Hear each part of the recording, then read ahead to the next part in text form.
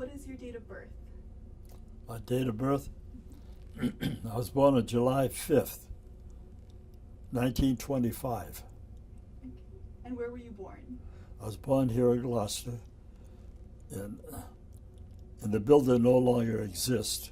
Today,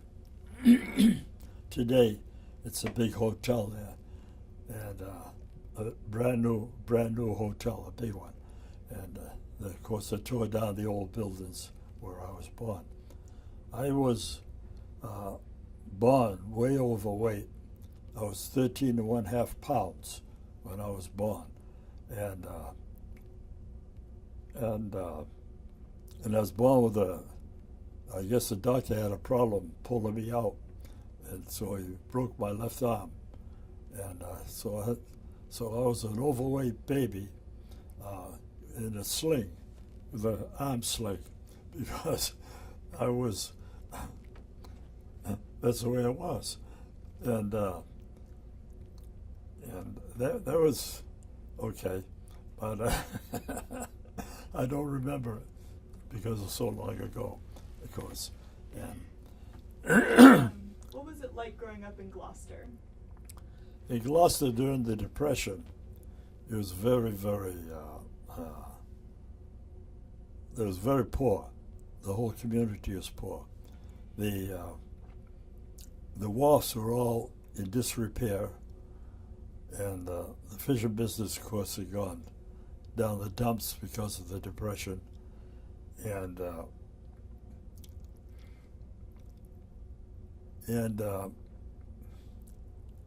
what I used to do when I was a little boy, my grandparents, my mother's people, lived down the fort section of Gloucester, which is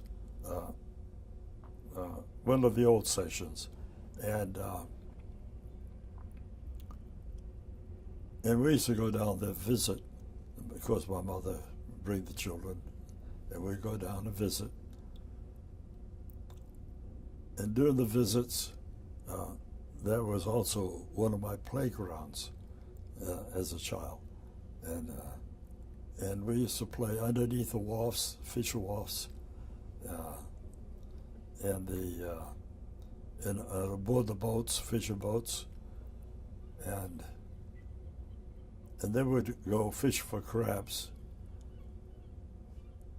and we'd bring them back to a little camp fire that we'd have, and boil up the crabs, and a little bit of whatever else, bread and maybe onions and whatever else, and cheese, and we'd have a little party, if you want to call it that.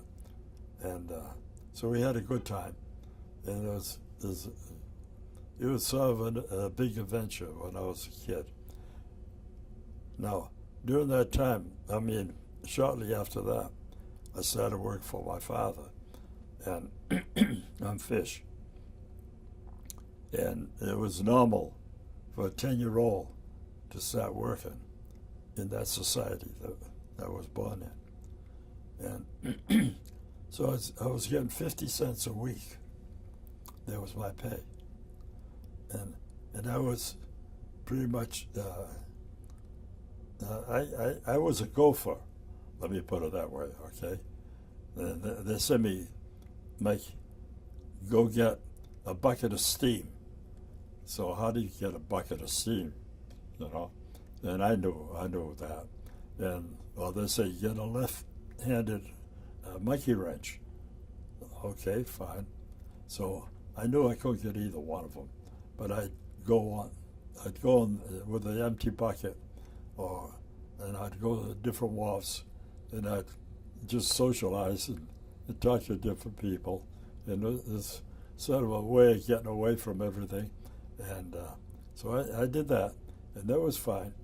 And I got to know the people around the wharfs, and they were all good people. And so that's the environment I grew up in. Then as I got a little bit older, when I was maybe around 12, 13 years old, we started salting mackerel. And my father was buying quite a bit of mackerel. and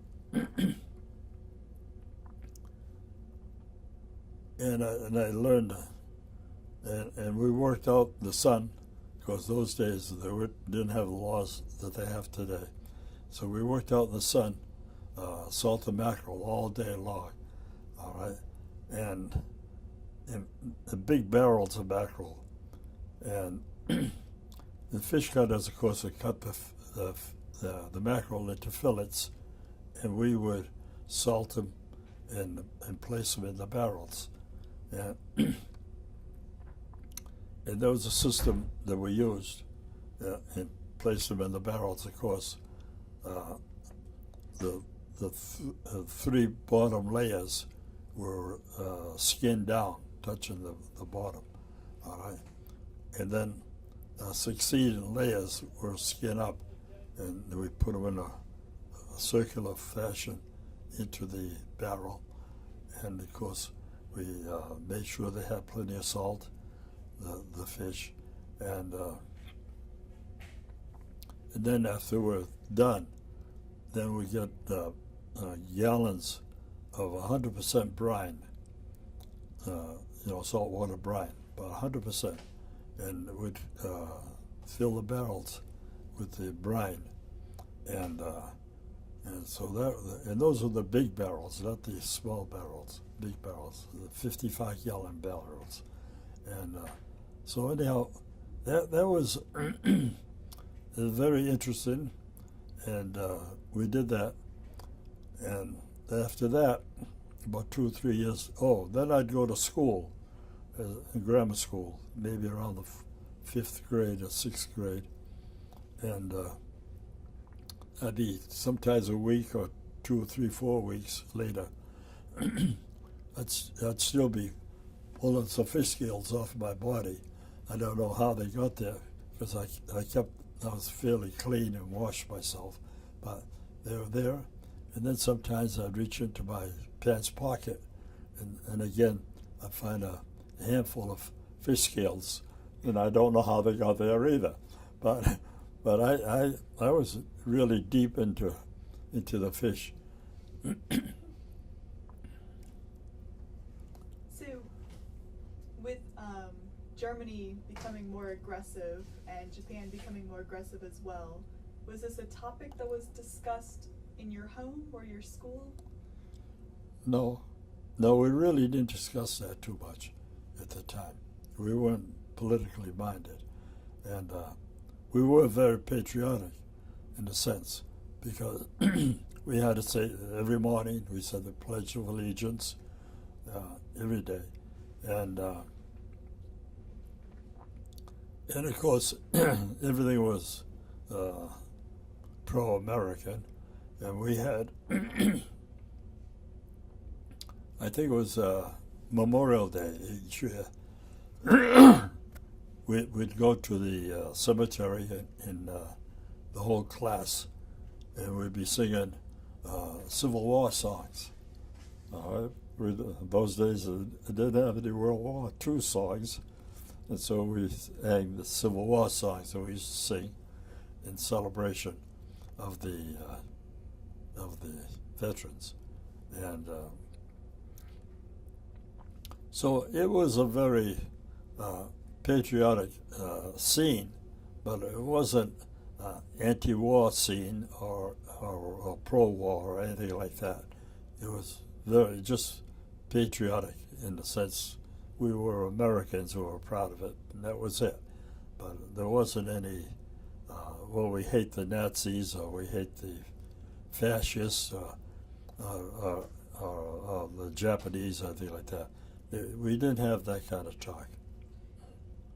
For these Memorial Days, and you would sing the Civil War songs, do you remember meeting Civil War veterans? No, I don't, but I do remember as a child seeing maybe the last Civil War veteran. He was in a parade in Gloucester, all right? It might have been Memorial Day or something like that.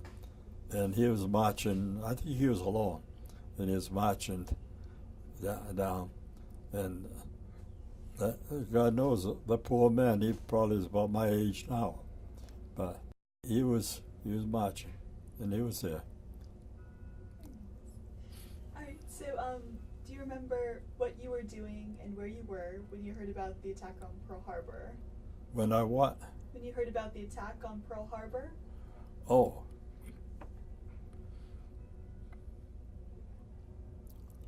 I think everybody was completely surprised.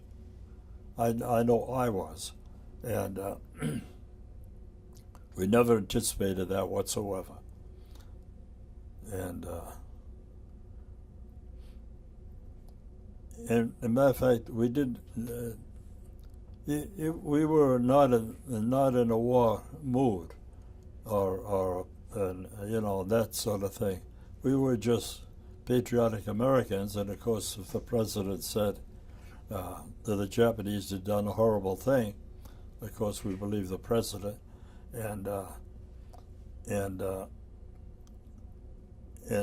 course as the days went by, we understood how very severe that was, the Pearl Harbor, and how much damage the Japanese had done to our ships and to everybody. And then of course we became anti-Japanese and anti-German and so on. And of course the Germans in the meantime were racing havoc in Europe, and I guess they had a treaty with the Japanese that if one went to war, the other went to war. And I think that's what happened. So when the Japanese attacked Pearl Harbor, we of course declared war against the Japanese, and the Japanese and the Germans declared war against the United States, and so we got more and more involved in it, of course. And what was your personal reaction to knowing that the U.S. is now in this war?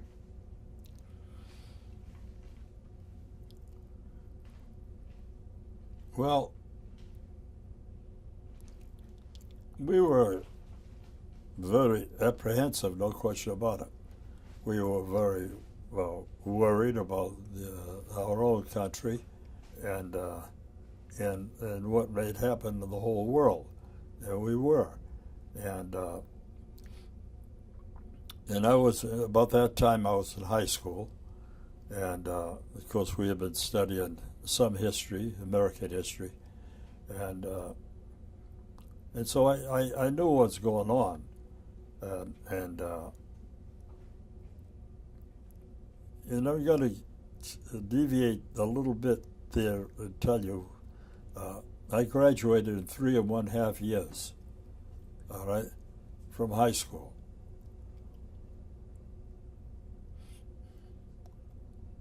And because the school committee was anticipating that we would be going to war and that we would have to serve, and there's about 40 of us or so that were on the stage in January in the public in the big auditorium, and in this particular case the student body was all there, and we graduated in January of I guess 44, and because so we could go to service. All right. Well, anyhow, I got to continue a little bit, and so we had to go to Boston, the young men, to one great big empty garage that Uncle Sam had taken over near University of BU, Boston University. And we went into this big garage, and we ended up, we were given a clipboard apiece, with about a dozen sheets of paper. Each sheet was for a different station. And before we even got started, we had a strip all the way down, and all we had left was our shoes and stockings. And we were maybe 1,000 men in there, in all shapes and sizes. Some were big, some were small, some were fat, some were skinny, whatever else, okay? But we're all shapes. And some were younger than others. But I mean, that's the way we were. So we went from station to station, and I didn't have any problems until I got to the colorblind station. All right, and I'd been colorblind all my life, but I never really, I mean, not totally colorblind, but I mean colorblind with the browns and the greens. All right, and I still am, but I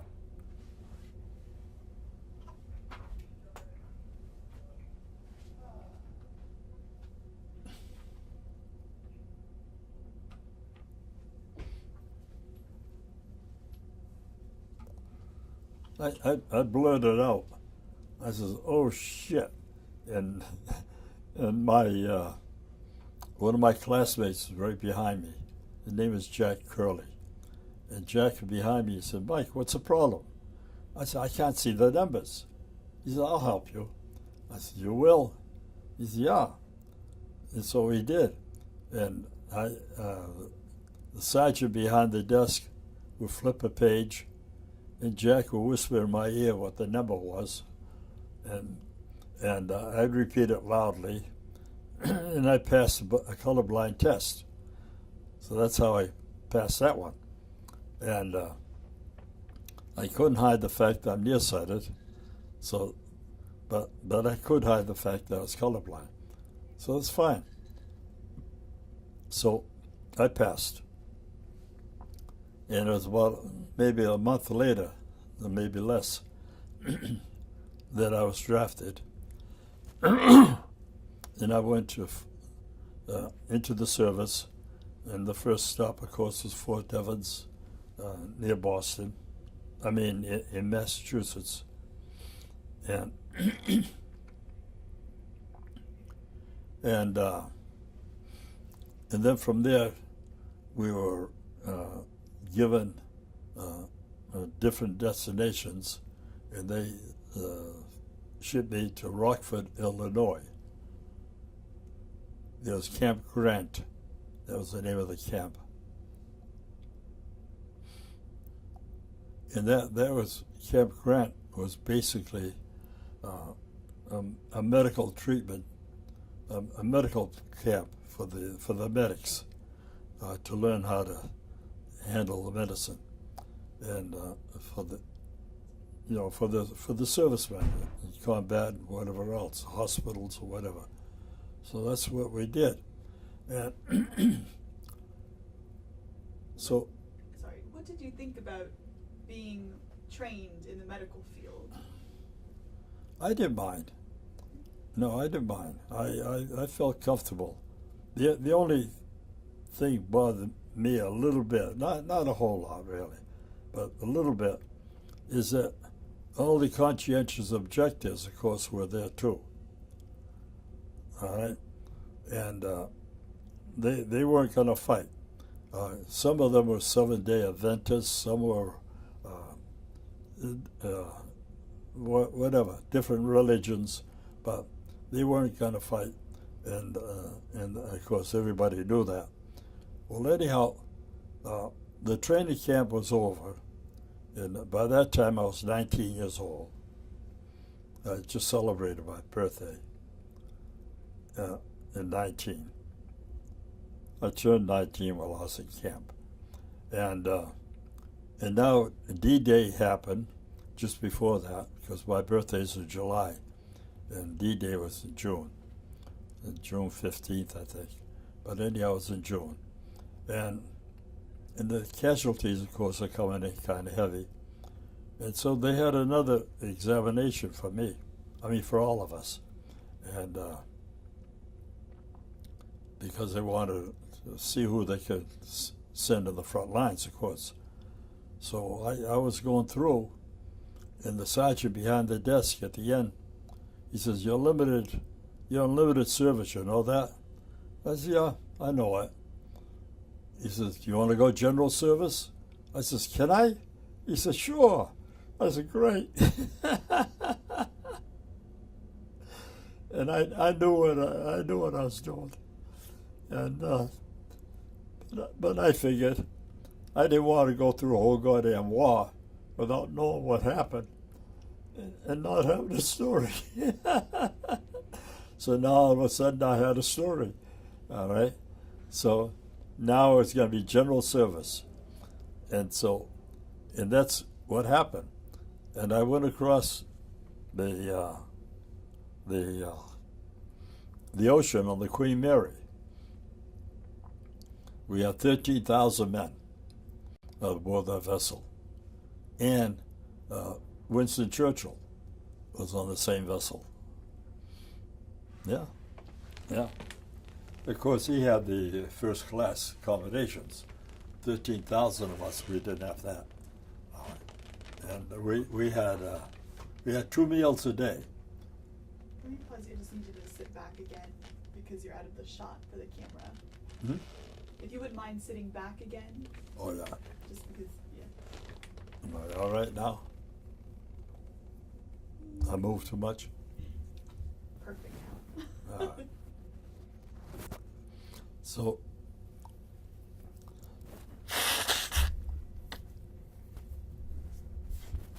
yeah, Winston Churchill was aboard the vessel, and we had 2 meals a day because the kitchen, the galley, they don't call them kitchens aboard the vessel. The galley was just too small to make 3 meals for each of us, so they could only have 2 meals. And that's what we ate going across the Atlantic.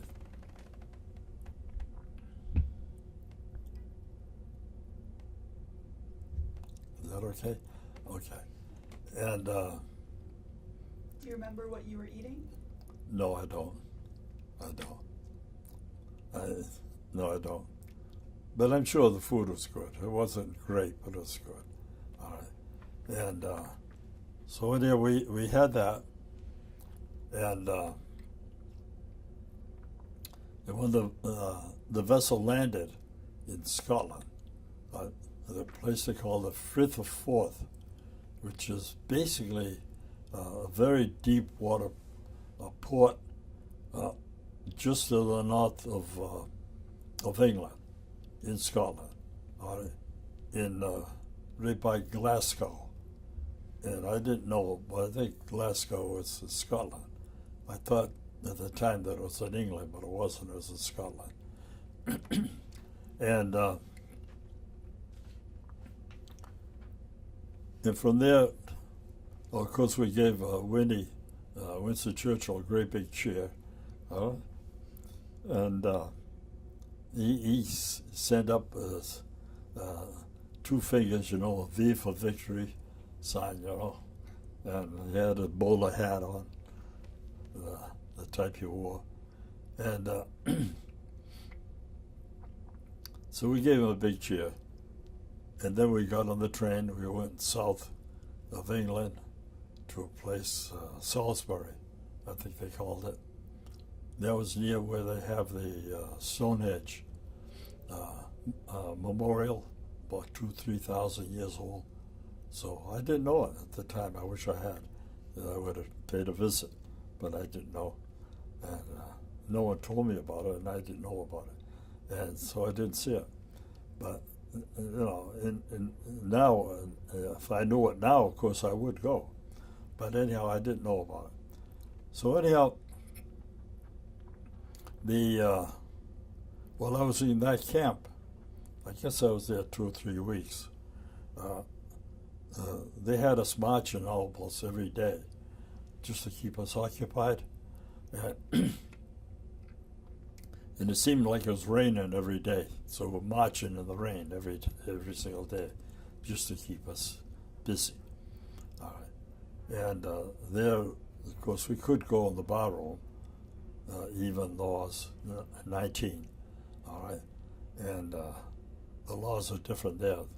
And so I used to order off and off, which is half beer and half ale. That's what it is. And that's what the English drank. So I ordered the same, off and off. It was all right. And he gave me an excuse to get out anyhow, and I got out. And then the notice was passed around that if we gave a pint of blood,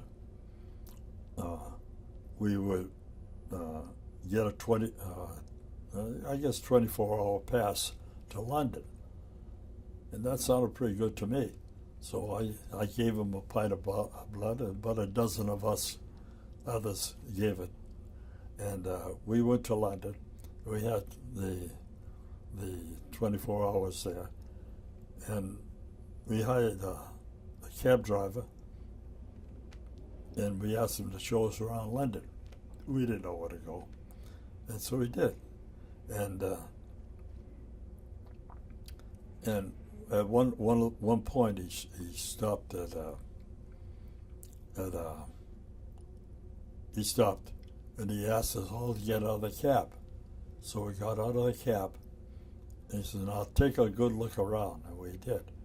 And sure enough, it was a working area where, working people lived. And that whole area was leveled down to waist high. That's about what it was, for about 15 or 20 blocks in every direction.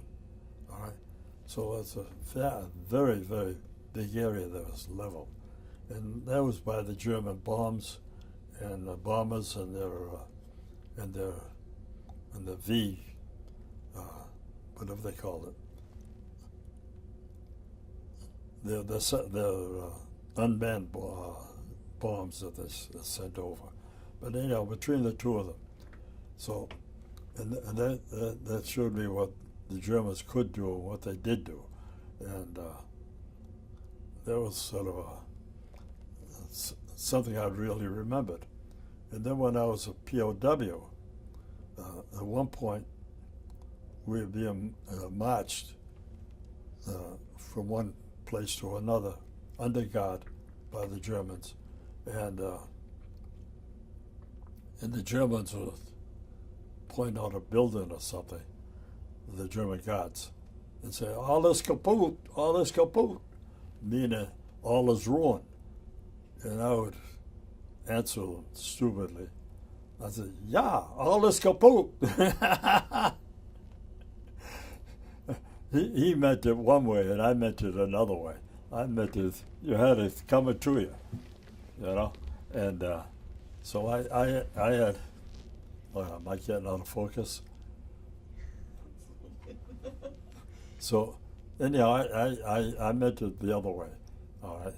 So I said, "All is kaput," and then, "Oh, you son of a bitch, you really had it coming to you." Yeah, and after what I saw in London, and so anyhow, I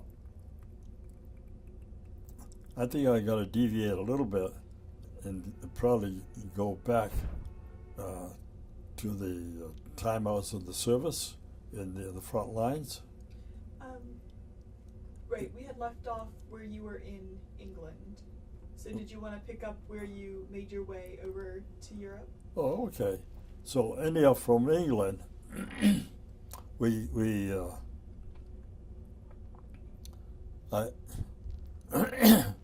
didn't. They didn't tell us where we were, but afterwards I figured it out. They had an English ship, a troop ship, and it was only a short trip from. It was Dover. The place was Dover, England, and I remember because they had a song in those days. This is the White Cliffs of Dover. And sure enough, they had white cliffs, so it had to be Dover. It's all chalk. what we call chalk, and the cliffs is all chalk, and so we went across on the English vessel freighter. So we got across, and on the vessel, it was Thanksgiving Day. All right, and they had no mess, so no food was provided because it was only a short trip, of course. But that was my Thanksgiving dinner. I went down to the commissary, and I managed to buy a can of sardines in tomato sauce. It's an oval can. That was my Thanksgiving dinner. And so now it's, welcome to the new world, I guess. So anyhow, I had that, and it was better than nothing, a lot better than nothing. And so then we ended up in Le Havre in Camp Lucky Strike. That was the name of the Army camp that we had. And that was sort of course, we had to go through another physical and more injections, and the Army, I don't think, kept good records, and they didn't know how often we got the injections. So to play it safe, we just kept on getting them over and over again. And some of them were painful, but what are you going to do? So anyhow, we had to do that. And then from there, we got assigned to where we're going to go. And so my assignment was the 35th Infantry Division.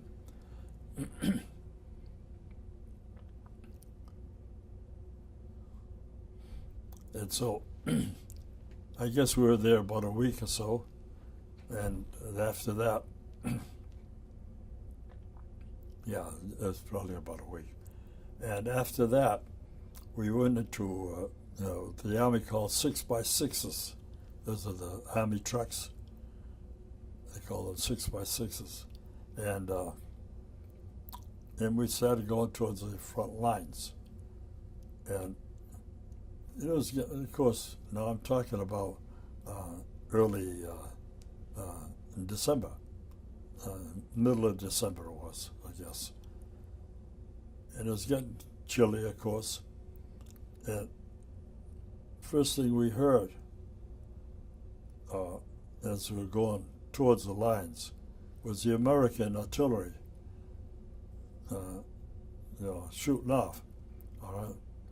And then, as we got closer, we started hearing the German artillery coming in. So now we heard them both, German and American artillery, coming in and out. So,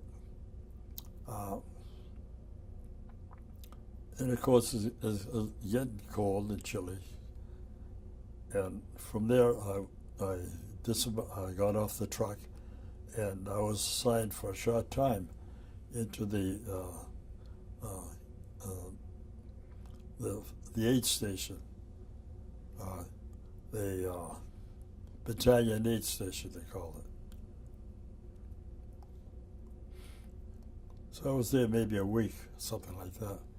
I remember being in there, and one of the first experiences I had was there's some young man who died while he was in the aid station, and he was on a stretcher, and he had an arm sticking out, and I was not fully understood where I was, I guess.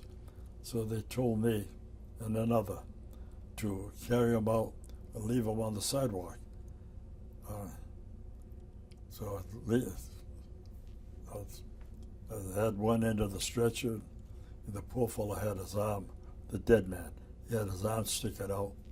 And as he's sticking out, he was going through a doorway and his arm bumped the doorway, Yeah, I'm new. So I said, gee, excuse me. Poor guy was dead. And I was asking for an apology. I mean, I was given an apology, but it didn't matter. He was dead. And in that camp, we were close to the Luxembourg border at that time. And there was a great big, across the street, there was a great big barn, a big barn. And it had slate shingles on it. And apparently a German shell had hit it. It hit the roof. And I guess it picked up all the shingles, and they come down thunder, a lot of noise coming down, all the shingles dropping down. And if anybody had been walking or near those shingles, they would have been cut to pieces. But anyhow, but that was right near the aid station. And of course, the aid station could have been hit too, but it wasn't. So that's how close we were. So anyhow, I was there maybe a week, something like that. I don't remember. And then they transferred me out into the second platoon of D Company under 34th Regiment.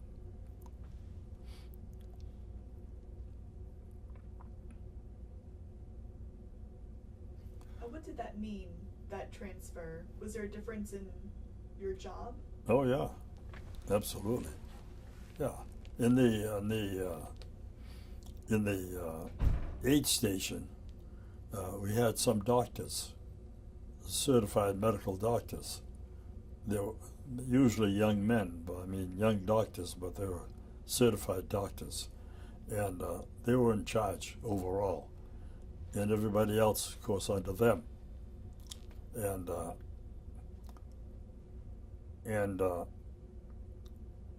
you know, and caring for the wounded. And we had to, you know, take care of the. When I was at the aid station, we had to, you know, do what the doctor said, and you know, and do what we could for the wounded. But anyhow, that lasted maybe about a week or so, and then they transferred me into the D Company, 134th Infantry Regiment. And what were your duties with D Company? Hmm? What was your job with D Company after you were transferred? Well, my job was basically to care for the wounded. If anybody got wounded, you know, make sure I was there to take care of them. That was really my primary purpose, was to do that, which I did. All right.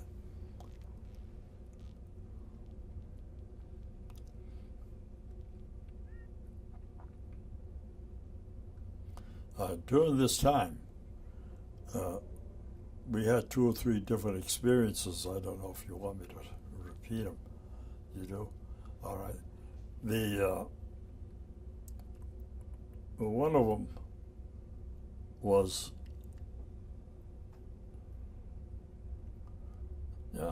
one of them was, we were told to go out and support Company B. Because sometimes all the companies were understaffed because the people get wounded and killed, and they're all understaffed, including Company B. So we went out there. We found them,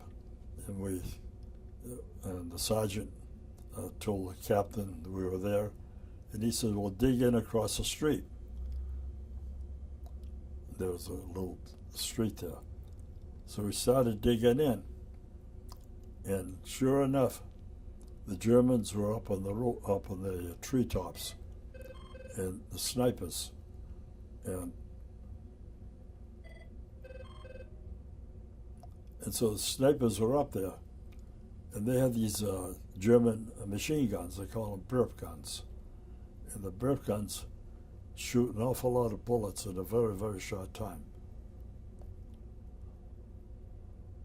That's why they call them burp guns. You go, like that. All right. So you couldn't hear one bullet or another bullet. They're just a mass. All right. So so the Germans were up in the treetops, and they started shooting at us before we could even dig in. So the sergeant, our sergeant, knew what to do, and he told us, he directed us, well, follow me and do this and do that, which we did, and we got away from the Germans, and then we went across the street for Company B, and well, you know, they had disappeared. They weren't there, and so here we are, out there, out in the woods, with the Germans up in the trees. So we followed the sergeant. He's a very bright young man, a little bit older than me. He might have been 2 or 3 years older at the most. But anyhow, he's a young man. And we followed him, and we started going,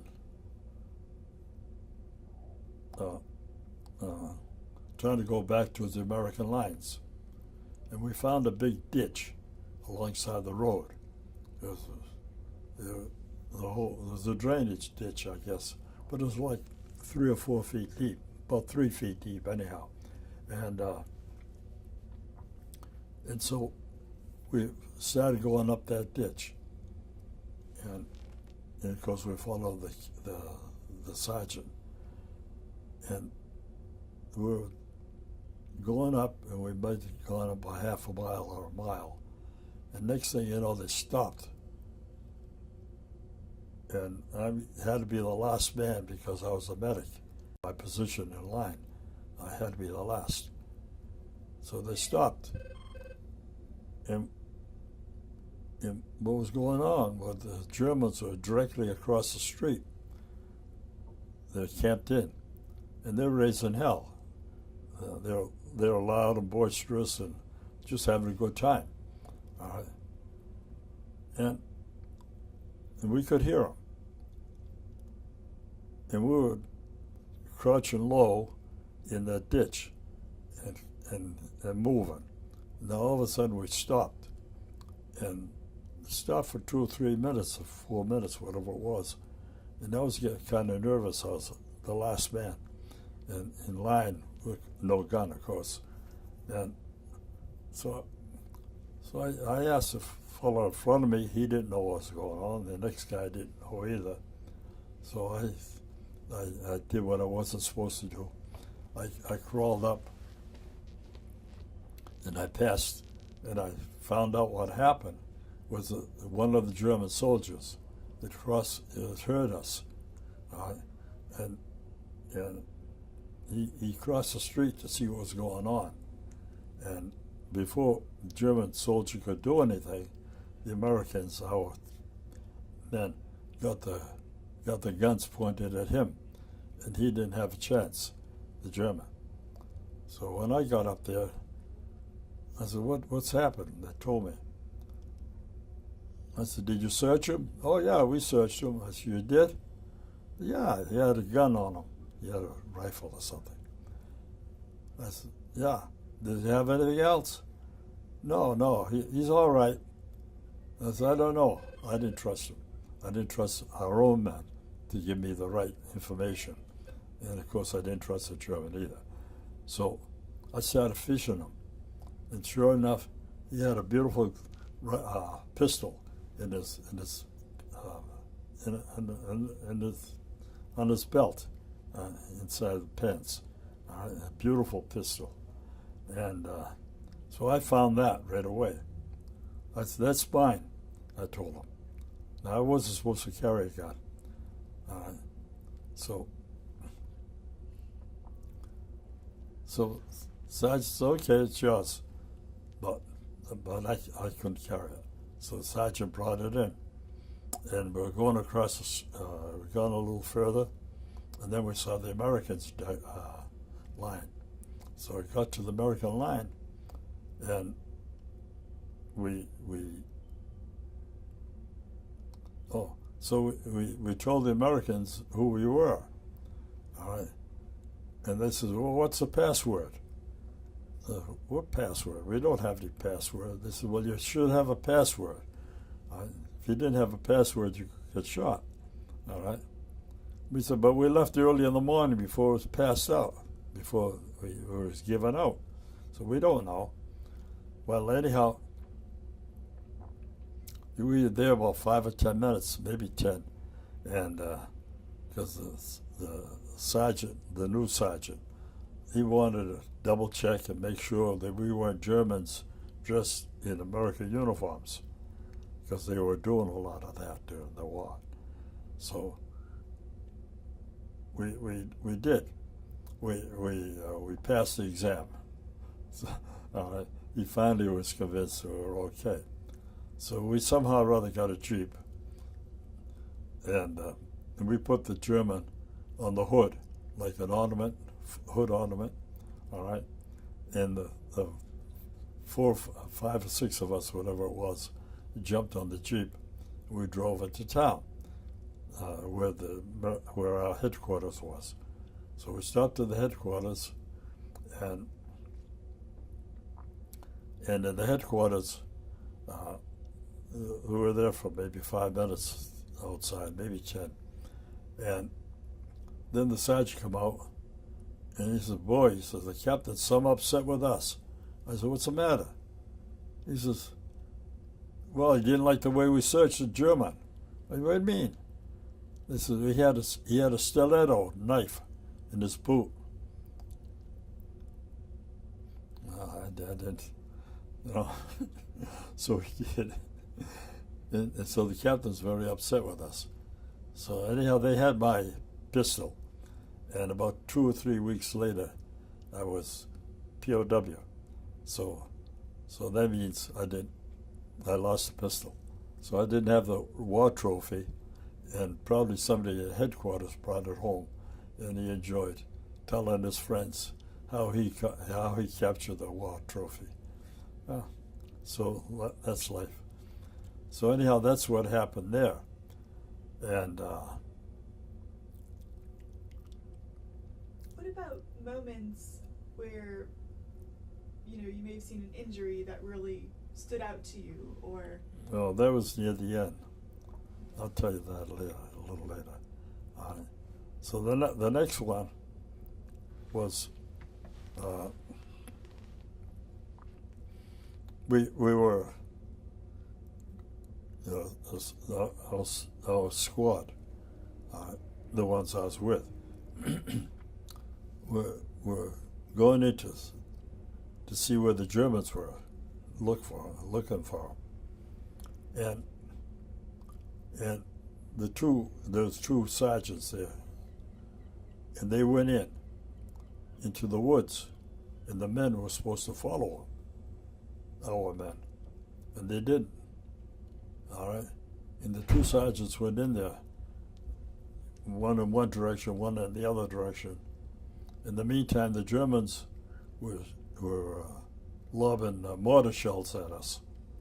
All right, and the men that I was with, they're all young, about my age, about 19 or so, and they were scared. I said, "Well, why don't you're supposed to go and follow the sergeants." "No, we're not going in there." So they didn't trust the sergeants, they didn't trust the situation, and they stayed out.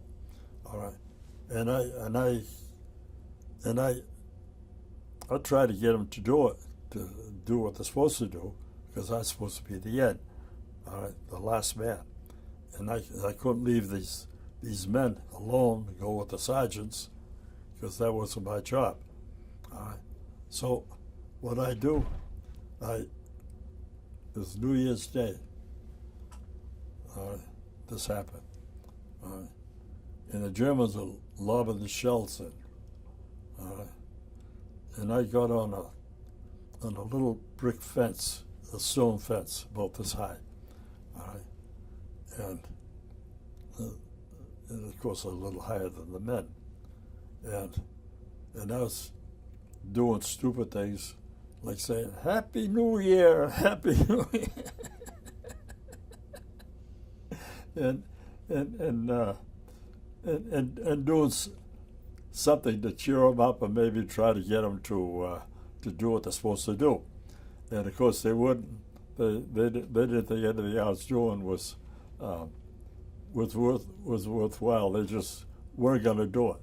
So finally, the two sergeants came back, and we went back to where we're supposed to be.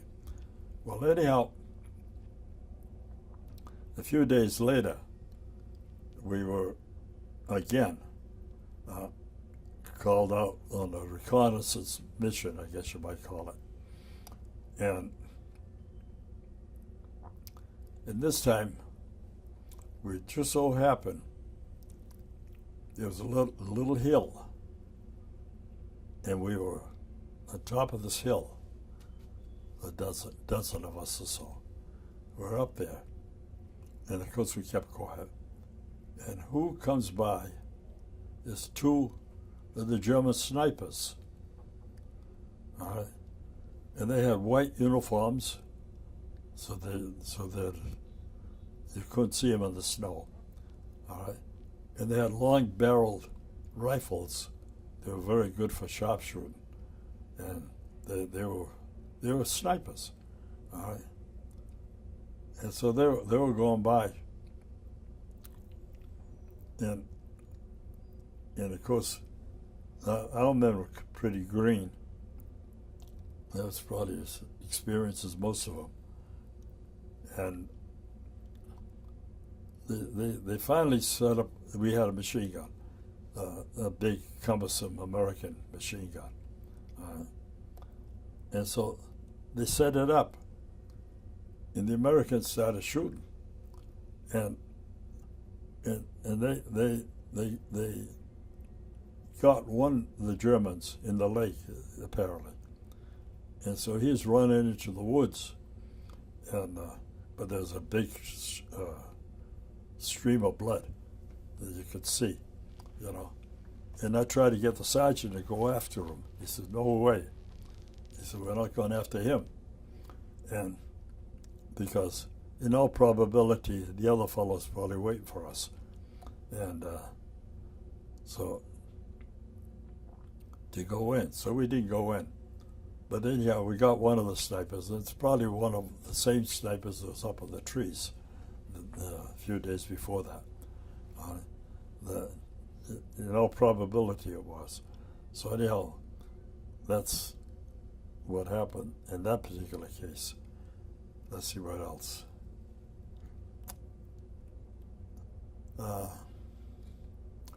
The last day I was in battle, the whole thing, my experience was probably 3 or 4 weeks. The whole thing in battle, all right? And so the last day I was in battle, again, I had to be the last man in line. And there was about maybe 15 of us, something like that. And the snow was a foot deep. And we had all assembled in a certain spot, and we're supposed to go ahead from that spot. All right. And what happened, the German mortars caught us, and it caught the first two men. There was the sergeant. No, they weren't sergeants. They were both they're both enlisted privates like I was. So anyhow, the two of them got hit. All right. Now, one of the two men was a very, very handsome man. If I'm sure that if he went anywhere where there's a woman, they would have chased after him. He was a very handsome man, and I think he knew it, and he was, I'm sure he knew it, and he was forever grooming himself, you know, combing his hair and brushing his teeth and, you know, looking in the mirror and whatever else. I mean, he was full of it, all right? So he was one of the true men. And his particular case, the shell hit him and tore his face off. All right? And I guess he lost his nose and the jaws and the whole front of his face he lost. All right? And of course, those days, they didn't have the medicine that they have today. So to reconstruct a body part, I don't believe they had it. And so the poor fella, he went from being the most handsome man to not being in that category at all. So poor guy, I felt sorry for him.